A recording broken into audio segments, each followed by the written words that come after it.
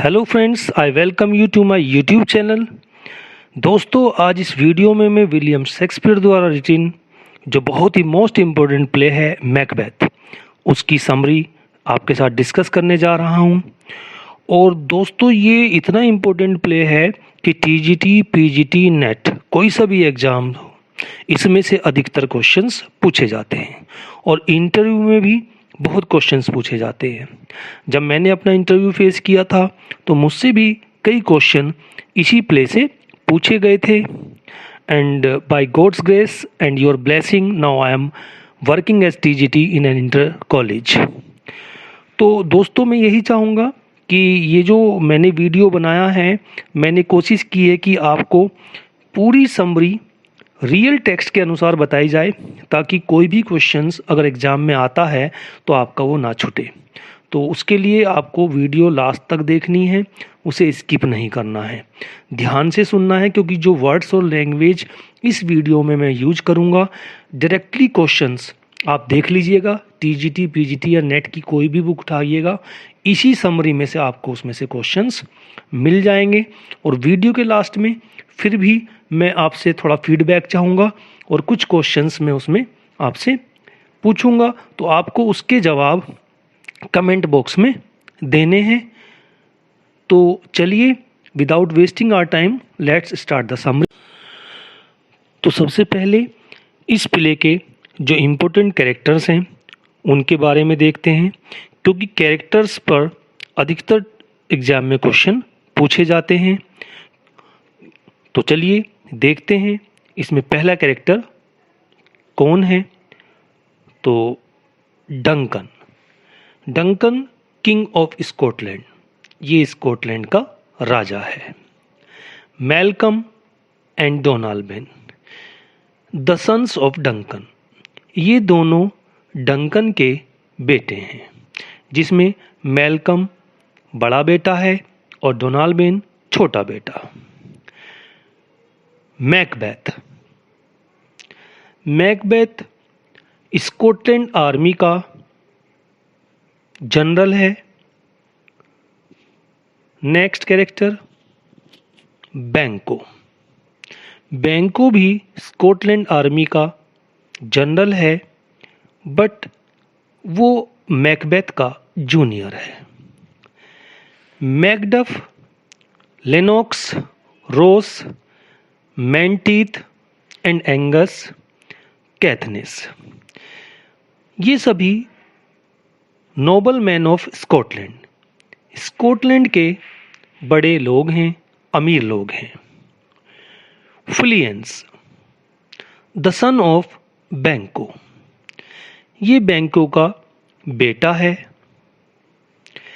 Lady Macbeth, the wife of Macbeth, ये Macbeth की पत्नी है। Lady Macduff, the wife of Macduff, ये मैकडफ की पत्नी है। Siward, the general of English forces, Siward अंग्रेजी सेना का सेनापति है। और नेक्स्ट कैरेक्टर्स हैं इसमें थ्री विचेस, तीन चुड़ैल। Next हैकेट, the head of three witches, ये तीन जो विचेस हैं उनकी हेड है। Young Siward, the son of Siward, young Siward जो सिवार्ड है उसका बेटा है। तो ये सभी मोस्ट इम्पोर्टेंट कैरेक्टर्स थे जिनका रोल इस प्ले में है। अब हम इसकी समरी को शुरू करते हैं। प्ले की शुरुआत बादलों की गड़गड़ाहट और गर्जन के साथ शुरू होती है। एक टीले पर तीन चुड़ैल बैठी हैं और वो योजना बनाती हैं कि आने वाले समय में हम मैकबेथ से मुलाकात करेंगे। मैकबेथ, जो कि आयरलैंड और नॉर्वे की जो सेनाएं हैं उन पर विजय प्राप्त करके लौट रहा है, जिस सेना का नेतृत्व स्कॉटलैंड के एक गद्दार जिसका नाम डोनाल्ड वॉन है, उसने किया था। उन सभी पर विजय प्राप्त करके मैकबेथ अपने साथी बैंको के साथ लौटता है। रास्ते में जब वह एक टीले के पास पहुंचता है तो वे तीनों चुड़ैलें अपनी पूर्व नियोजित योजना के अनुसार प्रकट होती हैं। वो मैकबेथ को एड्रेस करती हैं और सबसे पहली जो चुड़ैल है वो मैकबेथ को थेन ऑफ ग्लेमिस कहकर पुकारती है। थेन का मतलब होता है यहाँ पर सरदार या किसी एक क्षेत्र पर शासन करने वाला। तो स्कॉटलैंड के जो राजा है उन्होंने ग्लेमिस नाम की एक जगह की जिम्मेदारी मैकबेथ पर डाल रखी है, तो इसलिए उसे थेन ऑफ ग्लेमिस की पदवी प्राप्त है।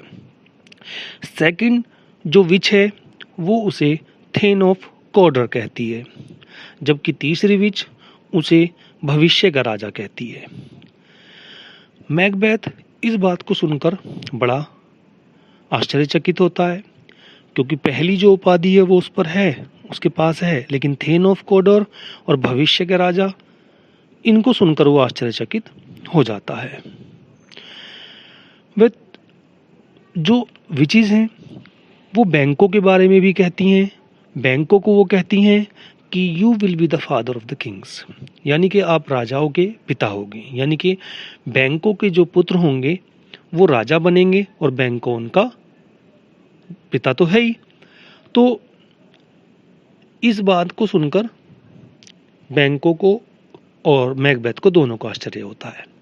इसी बीच बैंको को स्कॉटलैंड के राजा द्वारा भेजा गया एक सार्जेंट रॉस बताता है कि आपको राजा ने थेन ऑफ कॉर्डर की उपाधि दी है। इसे सुनकर मैकबेथ को विचेस की जो भविष्यवाणी है उन पर यकीन हो जाता है। वह स्कॉटलैंड पहुंचता है और किले में जाते वक्त वह एक लेटर अपनी पत्नी लेडी मैकबेथ को लिखता है, जिसमें वो विचेस द्वारा कही सभी भविष्यवाणियों का जिक्र करता है। इन सब बातों को सुनकर लेडी मैकबेथ एम्बिशियस हो जाती है और वो अपने पति मैकबेथ को इंसाइट करती है, उकसाती है डंकन का मर्डर करने के लिए।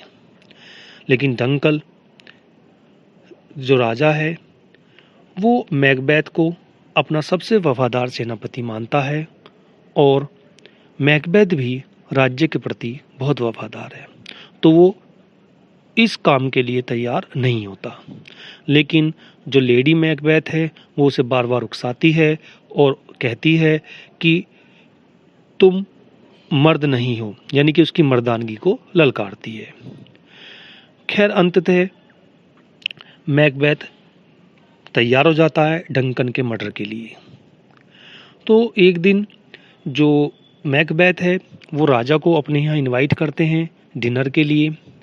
तो जब राजा आ जाता है तो रात के समय जिस शयन कक्ष में उसे सुलाने के लिए भेजा जाता है, जो लेडी मैकबेथ है वो मैकबेथ से कहती है कि वो उसका जाकर कत्ल करे। मैकबेथ तैयार नहीं होता, लेकिन उसे सपने में बार बार खंजर नज़र आने लगता है। तो फिर वो उस एक खंजर को लेकर उसके कमरे में जाता है डंकन के और उसका कत्ल कर देता है। लेकिन जब वो वहाँ से आ जाता है तो उसे ग्लानि फील होती है और डर लगता है। तब लेडी मैकबेथ सारी स्थिति को संभालती है। वह डंकन के उस कमरे में जाती है जहाँ उसकी लाश पड़ी होती है। वो उस खंजर को और उस पर लगे खून को बाहर जो 2 गेट कीपर्स होते हैं उनके पास रख देती है और उन पर खून लगा देती है ताकि शक उन दोनों पर जाए। वहाँ से आ जाने के बाद मैकबेथ वहाँ पर जाते हैं मैकडफ के साथ, बैंको के साथ, इन सभी के साथ जाता है। साथ में मैल्कम और डोनाल्ड भी होते हैं। तब वे कक्ष में देखते हैं तो डंकन की लाश वहाँ होती है। तो वहाँ पर गेट कीपर्स जो कि खून से लथपथ हैं उन पर शक किया जाता है, लेकिन इससे पहले वो कुछ बता पाएं मैकबेथ में मार देता है ताकि वो कुछ भी सीक्रेट रिवील ना कर पाएं। इस बात पर मैकडफ को थोड़ा सा शक होता है। मैल्कम और डोनाल्डमैन डर की वजह से दोनों स्कॉटलैंड से भाग जाते हैं।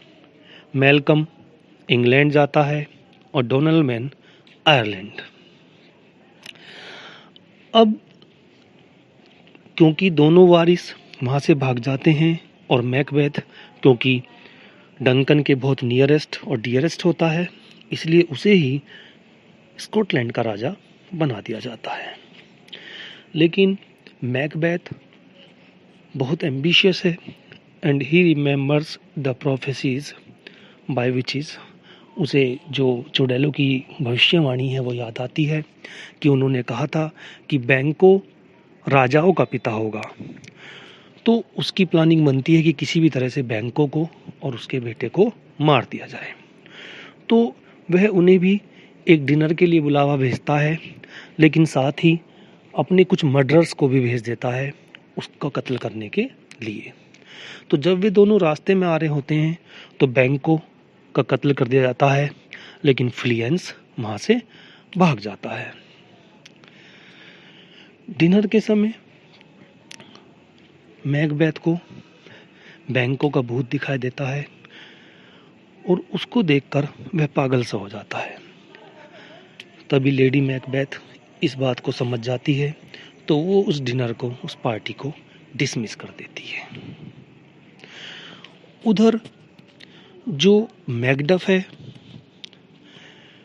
वो, क्योंकि उसको शक है मैकबेथ पर, तो वो ये चाहता है कि किसी तरह से इस डंकन के मर्डर का जो सीक्रेट है वो रिवील हो। वो मैल्कम के पास जाता है इंग्लैंड उससे मिलने के लिए। लेकिन इसी बीच जो मैकबेथ है वो मैकडफ की पत्नी और बच्चे इन सब का कत्ल करवा देता है।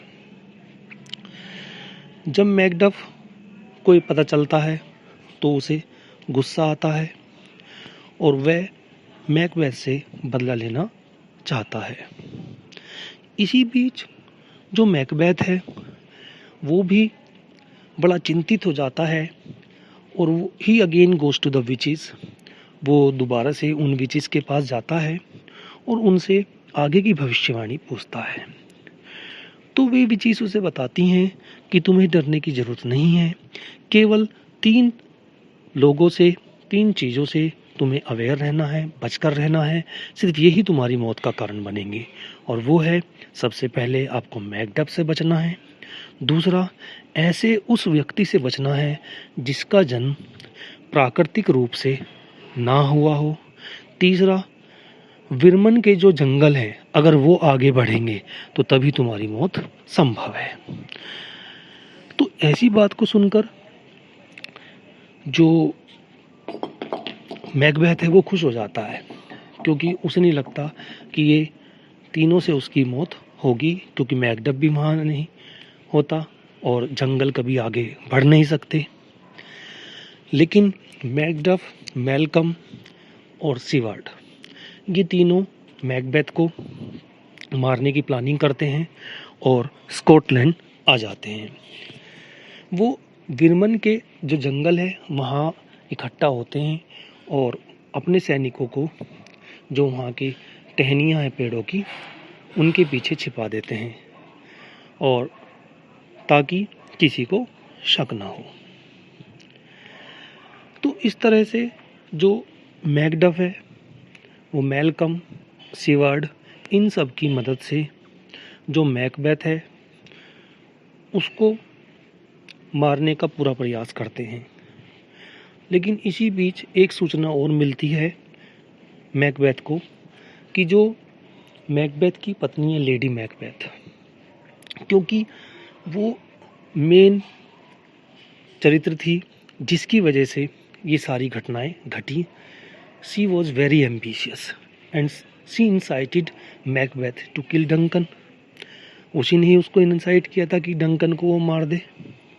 और इसी वजह से इस प्ले में जो लेडी मैकबेथ है उसे 4th विच कहा जाता है, ये क्वेश्चन भी टीजीटी के एग्ज़ाम में पूछा जा चुका है। तो फोर्थ विच कहा जाता है, तो सी फील्स गिल्टी, उसे अपराध बोध होता है और वो सुसाइड कर लेती है।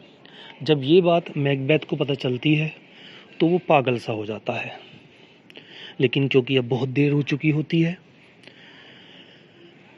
मैकडफ, सिवर्ड और मैल्कम ये तीनों मिलकर मैकबेथ को मार देते हैं।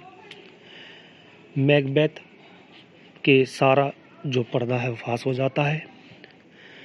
अंत में फिलियंस, जो कि बैंकों का पुत्र है, राजा उससे बनना होता है। किसकी भविष्यवाणी के अनुसार? विच की भविष्यवाणी के अनुसार। लेकिन फिर भी इस प्ले के अंत में जो राजा का बड़ा बेटा है मैल्कम, वो ही राजा बनता है। तो ये थी मैकबेथ की समरी, जो कि मैंने आपको वर्ड टू वर्ड और उसी तरह से बताई जैसे कि एक्ट्स में है। अगर आप इसको ध्यान से सुनेंगे तो बहुत सारे क्वेश्चंस आप इजीली कर पाएंगे। यदि आपको मेरी वीडियो पसंद आई हो तो इसे शेयर करें, लाइक करें और चैनल को सब्सक्राइब करें, क्योंकि मैं और भी बहुत सारी वीडियोज़ अभी टीजीटी, पीजीटी और नेट के रिगार्डिंग बनाऊंगा। अब मैंने जैसा कि पहले कहा था कि वीडियो के लास्ट में मैं कुछ क्वेश्चंस आपसे पूछूंगा, उनके जवाब आपको कमेंट बॉक्स में देने हैं।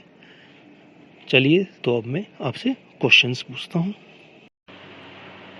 तो दोस्तों पहला क्वेश्चन है, who is the king of Scotland. Second question है, to which country does Malcolm go. Third question, how many witches are there in this play. Next question, who is called the fourth witch in this play. The last is, how does the first witch greet Macbeth?